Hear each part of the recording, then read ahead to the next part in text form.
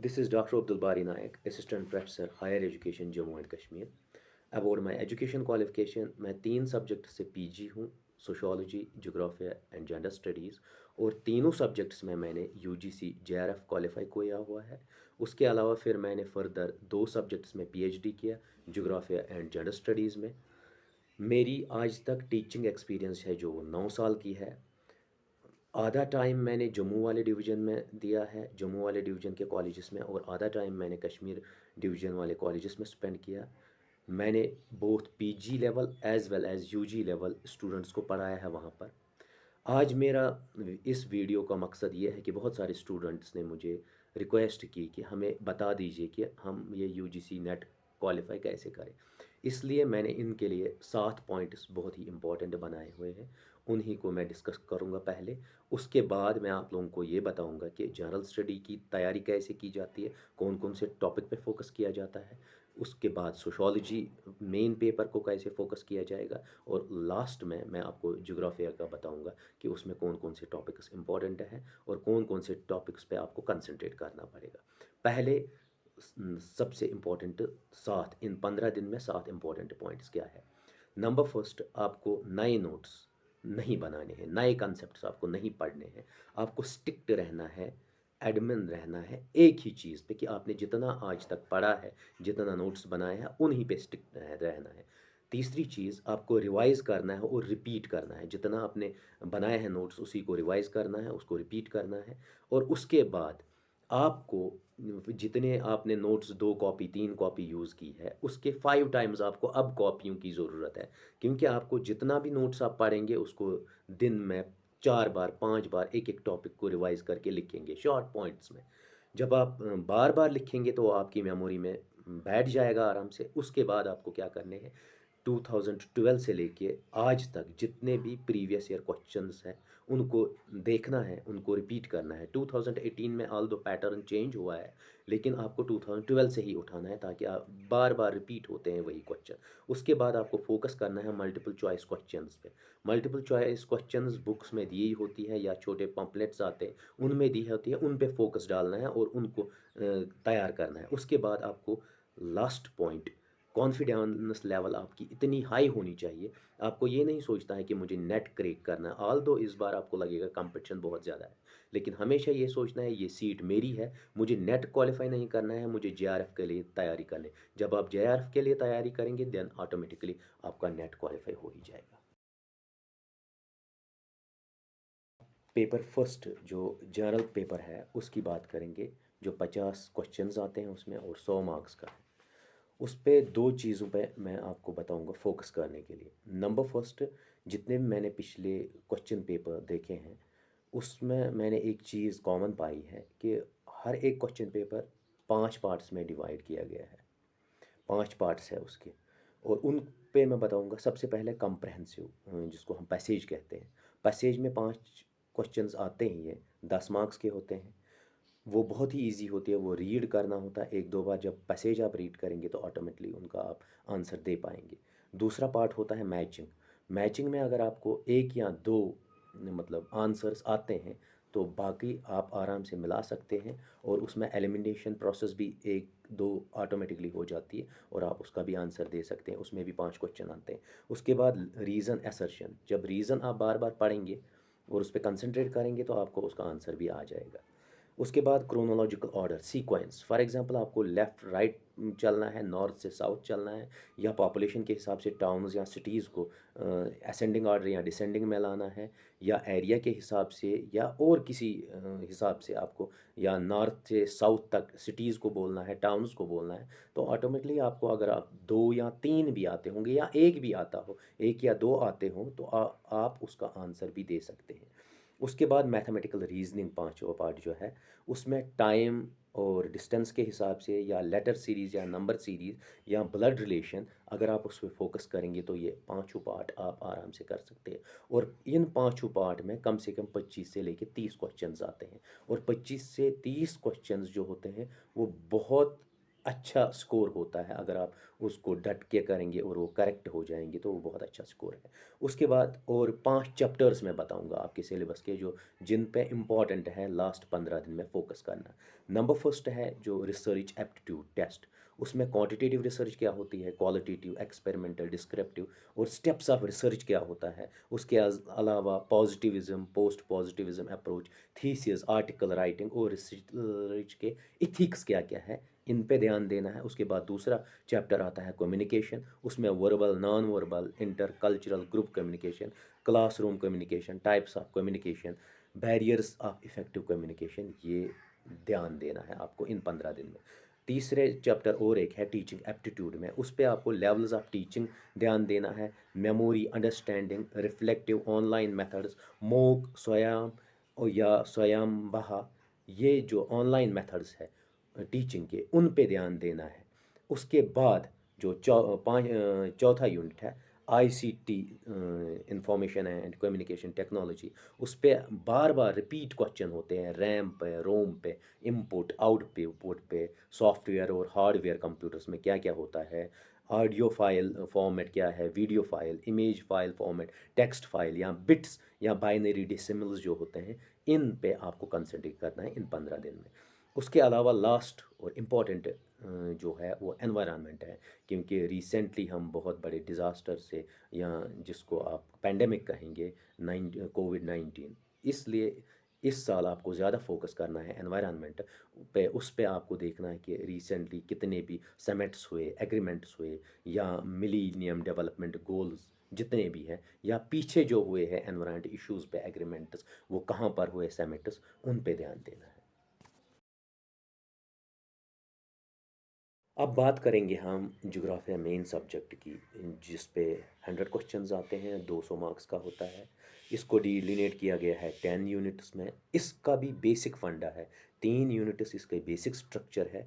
आपने अगर वो 3 यूनिट्स पे एम्फेसिस दिया या मोर फोकस इन 15 दिन किया, तो आपने पूरे सिलेबस की बेसिक स्ट्रक्चर को बना लिया और आपको इजी पड़ जाएगा, क्योंकि उन्हीं 3 यूनिट्स में कम से कम 40 क्वेश्चंस आते हैं, 35 से लेके 40 क्वेश्चंस उसी पे आता है। आधा सिलेबस उन्हीं 3 यूनिट्स पे निर्भर है, डिपेंड है। नंबर फर्स्ट यूनिट है जियोमॉर्फोलॉजी का, जिसमें से कम 10 क्वेश्चन से 12 क्वेश्चन, या कभी कभी 13-14 क्वेश्चन आते हैं। दूसरा यूनिट है जोग्राफिकल थॉट, उसमें हर साल 10 से लेके 13 क्वेश्चंस आते हैं। उसके बाद है इंडियन जोग्राफिया, उसमें भी 10 से लेके 15। मीन्स अगर हम इन तीनों यूनिट्स को कंबाइन करेंगे, 40 से 50 क्वेश्चंस उसी में आते हैं। मीन्स आधा सिलेबस आपका कवर होता है। और ये 3 यूनिट्स ऐसे हैं जो आपको कभी भी गलत नहीं हो सकते हैं। जियोमॉर्फोलॉजी या जोग्राफिकल थॉट का क्वेश्चन आपको गलत नहीं हो सकता। अगर आपने पढ़ा, आपको पता है किस जोग्राफर ने कौन सा थॉट दिया, कौन सा कंसेप्ट दिया, कौन सी बुक लिखी, वो आपको पता ही है। और इंडियन जोग्राफी, जबकि हम रीजन हमारा इंडिया है, तो आपको reverse, locations, ascending order, descending order में, या पॉपुलेशन किस स्टेट की क्या है, या इकोनॉमी क्या है, या सेटलमेंट क्या है, या पॉलिटिक्स क्या है, हर एक चीज़ आप इंडिया के बारे में जानते हैं। इस पे आपको कमांड करना है, इसमें भी क्वेश्चन गलत नहीं होता। अब इन 10 यूनिट को पहले मैं एलोबरेट करूँगा, और कौन कौन सा इंपॉर्टेंट टॉपिक है उस पर आप ध्यान दीजिए इन 15 दिन। जियोमॉर्फोलॉजी में साइकिल ऑफ इरोजन्स पढ़ लीजिए, अर्थ मूवमेंट्स पे ध्यान दे दीजिए, स्लोप एनालिसिस पे ध्यान दीजिए, हैज़र्ड्स पे ध्यान दीजिए। उसके बाद क्लाइमेटोलॉजी में आपने स्ट्रक्चर कंपोजिशन पे ध्यान देना है, हीट बजट पे ध्यान दे दिया है, सर्कुलेशन, एयर सर्कुलेशन मींस आपको साइक्लोन्स पढ़ने हैं। उसके अलावा आपको लोकल विंड्स के नाम याद रखने हैं, वो कहाँ कहाँ पर होती है। उसके बाद क्लासिफिकेशन डिफरेंट स्कॉलर्स ने दीजिए, क्लाइमेटिक क्लासिफिकेशन, जैसे कोपिन की क्लासिफिकेशन, एनसो मेट्रोलॉजिकल हैजर्ड्स है, क्लाइमेट चेंज है। इन टॉपिक्स को ध्यान देना है इन 15 दिन। उसके बाद थर्ड यूनिट में आपको ध्यान देना है रिलीफ फीचर्स ऑफ ओशियंस। उसमें एयर ओशियन सर्कुलेशन पे ध्यान देना है, सैलिनिटी पे ध्यान देना है, इवन लोकेशंस पे, ओशियन के डिफरेंट छोटे छोटे सीज़ है, छोटे छोटे ये ओशियन, जो ओशियंस हैं, उन पे आपको ध्यान देना है कि टोपोग्राफिक फीचर कहाँ पर है, वाई शेपर ट्रंच कहाँ पर है, एस शेपर, ये सब आपको ध्यान देना है। ये हो गया आपका थर्ड यूनिट। फोर्थ यूनिट है एनवायरनमेंट। एनवायरनमेंट आपको सबसे पहले इकोसिस्टम पे, इकोलॉजी पे, एनवायरनमेंट पॉलिसीज़ एंड प्रोग्राम्स पे, और उसके बाद आपको ध्यान देना है रीसेंट कोविड-19 हुआ है, उसके ज़रिए कौन-कौन सी किस कंट्री ने कौन-सी पॉलिसी की और क्या-क्या पॉलिसीज़ रही और जो भी रिलेटेड है हमें प्रिकॉशंस लेने हैं, उन सबों पे आपको फ़ोकस करना है। उसके बाद 5th यूनिट आता है पॉपुलेशन सेटलमेंट जिसमें वर्ल्ड पॉपुलेशन डिस्ट्रीब्यूशन है, डेमोग्राफिक ट्रांजिशन थ्योरीज़ है, माइग्रेशन पॉपुलेशन पॉलिसीज़ है, थ्योरीज़ ऑफ टाउन्स है, मॉडल्स है, उन सब पे आपको ध्यान देना है। उसके बाद 6th यूनिट आता है इकोनॉमिक जोग्राफिया का, उसमें ध्यान देना है types of economic activities primary, secondary, tertiary, crop combinations, methods, industrial units और इंडस्ट्रियल जोग्राफिया पे ध्यान देना है। उसके बाद आपको देना है रिसोर्स मैनेजमेंट हम कैसे करते हैं, लैंड कैपेबिलिटी पे डिफरेंट एग्रीकल्चरल मॉडल्स पे ध्यान देना है, इंडस्ट्रियल मॉडल्स पे आपको ध्यान देना है। उसके बाद ट्रांसपोर्टेशन मॉडल्स पे आपको ध्यान देना है। रीजनल जोग्राफिया में बहुत सारे रीजन्स के मॉडल्स है या रीजनल डिस्पैरिटीज़ जो है कंसेप्ट उस पे आपको ध्यान देना है। उसके बाद नेक्स्ट यूनिट आई है कल्चरल एंड सोशल जोग्राफिया, उस पे आपको ध्यान देना है कि हेरिटेज क्या होता है, कल्चरल कन्वर्जेंस क्या है, सोशल स्ट्रक्चर क्या है, वेल बीइंग क्या होता है, ह्यूमन हेल्थ क्या है, डिजीज़ क्या है, न्यूट्रिशनल स्टेटस क्या है। फिर उसके बाद पॉलिटिकल जोग्राफिया पे आइए, उस पे आपको ध्यान देना है डिफरेंट पॉलिटिकल थ्योरीज़ पे, हार्टलैंड पे, रिमलैंड पे। उसके बाद डिटरमिनेंट्स ऑफ इलेक्टोरल बिहेवियर क्या है, उसके बाद जियोपॉलिटिक्स क्या है, जियोपॉलिटिकल रीजन्स क्या है और रीजनल ऑर्गेनाइजेशंस जो कॉपरेशंस बनाई है, सार्स बनाया है, एशियन बनाया, ओपेक बनाया है, ईयू बनाया है, यूरोपियन यूनियन, इन सबों पे आपको बहुत ज़्यादा फोकस करना है। उसके बाद नेक्स्ट यूनिट आते हैं, यूनिट 8th जो है ज्योग्राफिकल थॉट पे है। कंट्रीब्यूशन ऑफ अरब्स क्या है, रोमन्स क्या है, चाइनीज़ क्या था, इंडियंस का कंट्रीब्यूशन क्या था। उसके अलावा आप देख लीजिए मॉडर्न जोग्राफर्स का जो कंट्रीब्यूशन है उस वो क्या है, डिविलिज्म क्या है, इन चीज़ों पे आपको ध्यान देना है। उसके बाद लास्ट 9th यूनिट आता है जोग्राफिकल टेक्निक्स। जोग्राफिकल टेक्निक्स पे आपको देना है ध्यान, टाइप्स ऑफ मैप्स क्या हो गए, डेटा इंटरप्रिटेशन कैसे होते हैं और geo reference coordinations, GIS, GPS system क्या होता है, बेसिक रिमोट सेंसिंग होता क्या है, रिमोट सेंसिंग में कौन सा सेंसर कहाँ पर यूज़ होता है, या डिफरेंट टेस्ट्स है जो डेटा एनालिसिस के लिए, ANOVA test, T test, correlation, regression, इन सबों पे आपको फोकस करना है। उसके बाद प्रोफाइल एनालिसिस, स्लोप एनालिसिस को देखेंगे, उस पे ध्यान देना है। एंड लास्ट यूनिट है यूनिट 10 जोग्राफी ऑफ इंडिया, इस पे फिजियोग्राफी ऑफ इंडिया पे ध्यान देना है आपको, पॉपुलेशन पे ध्यान देना है, पॉपुलेशन डिस्ट्रीब्यूशन पे ध्यान देना है, नेचुरल रिसोर्सेज पे ध्यान देना है, पॉलिसीज़ रिगार्डिंग पॉपुलेशन क्या है, एग्रीकल्चरल पॉलिसीज़ क्या है और कौन कौन सा प्रोडक्टिविटी रीजन्स क्या है, जियो क्लाइमेटिक रीजन्स अलग अलग क्या है, ग्लोबलाइजेशन का इम्पैक्ट क्या है इंडियन इकोनॉमी पे, और डिज़ास्टर्स जो रिसेंट डिज़ास्टर कोविड-19 उसका इम्पैक्ट क्या था, उससे क्या हुआ, या अदर डिज़ास्टर्स है, जियोफिजिक डिज़ास्टर्स और मेट्रोलॉजिकल डिज़ास्टर है, उनका इम्पैक्ट क्या है। ये हो गए 10 यूनिट्स में आपको इन 15 दिनों में किस किस चीज़ पे फोकस करना है। उसके अलावा अगर हम देखेंगे मेन जो पेपर 2012 से लेके आज तक वो डिलीनेट किया गया है 4 हिस्सों में।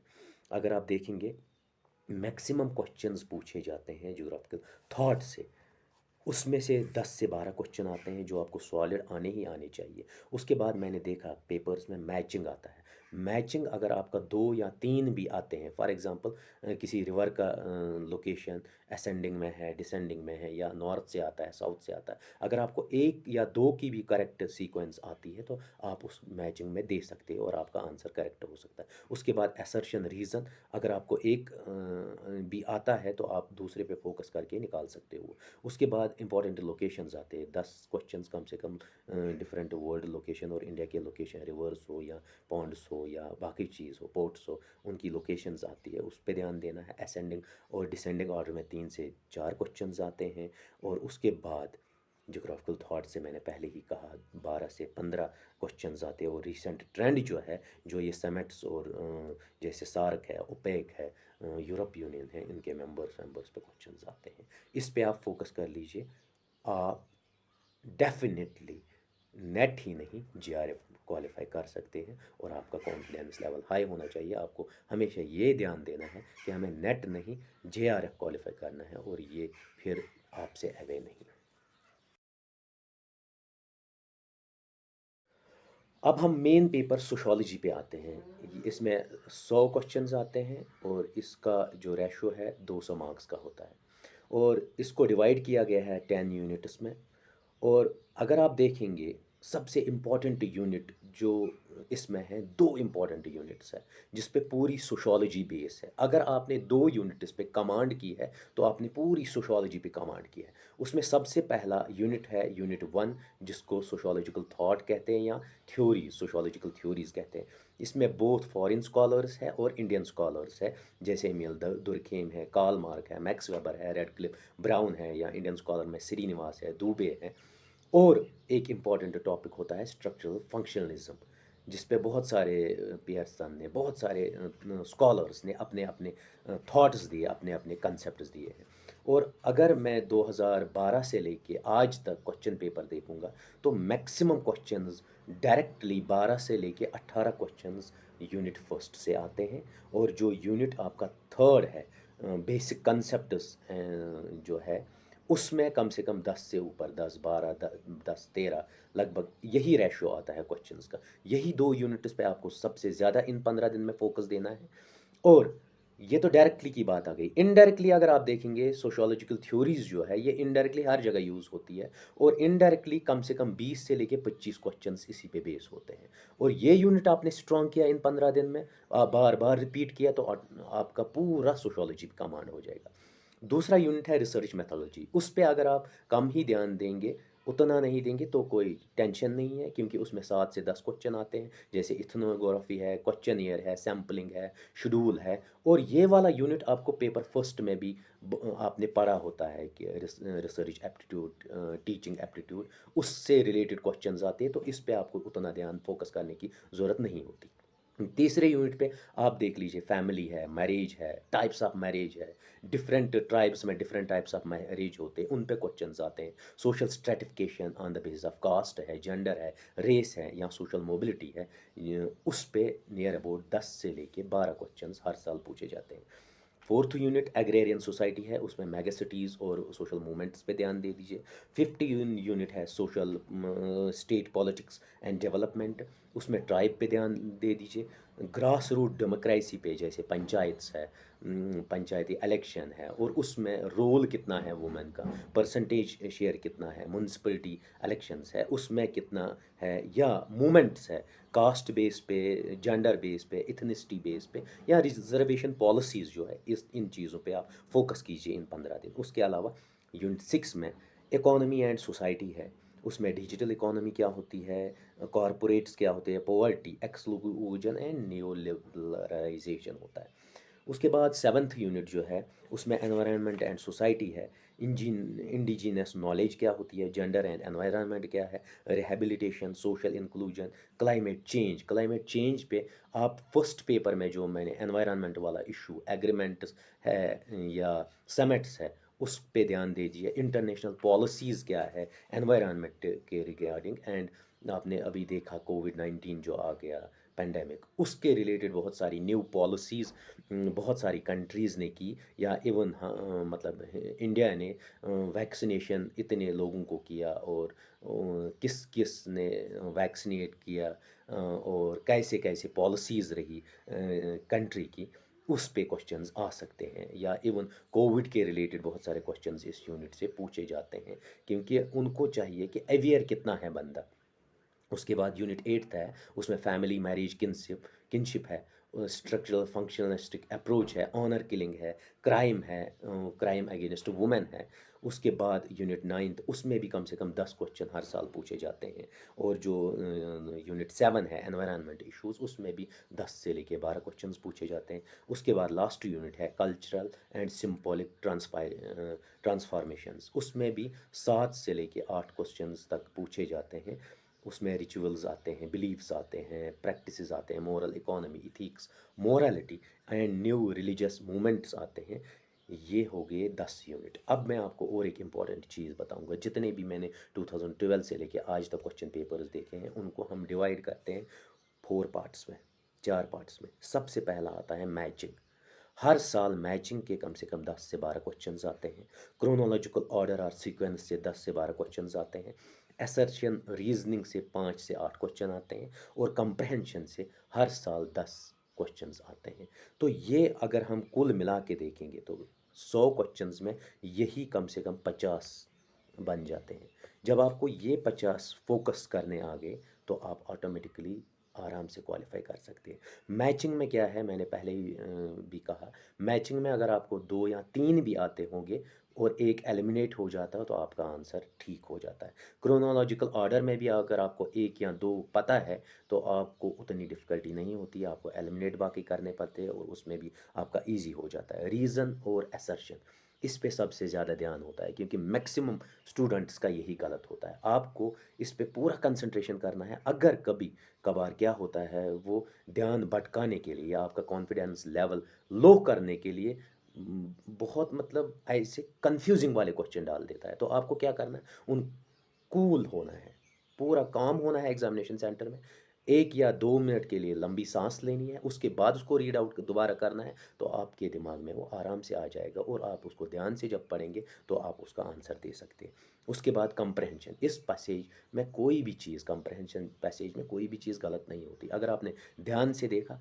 और एक चीज़ होती है, जब आप क्वेश्चन पेपर देखते हैं, ये जो क्वेश्चन पेपर बनाने वाले हैं ये बड़े ट्रिकी होते हैं, बहुत चालू होते हैं। वो क्या करते हैं, वो आपको डराने के लिए, आपका कॉन्फिडेंस लेवल लो करने के लिए क्या करते हैं, वो काम करते हैं, वो आपको बहुत ही डिफ़िकल्ट, कन्फ्यूज़िंग वाले क्वेश्चंस पहले तो 10 दे देते हैं, ताकि आपका कॉन्फिडेंस लेवल लो हो जाए। जब आपका कॉन्फिडेंस लेवल लो हो जाएगा तो आप घबराएँगे तो आपका आंसर गलत ही आएगा। इसलिए आपको उस टाइम घबराना नहीं है, आपको कंसंट्रेट करना है, एक-एक चीज़ गौर से देखना है, फिर आपको उसके आंसर करने हैं। ये हो गई बात सोशियोलॉजी की।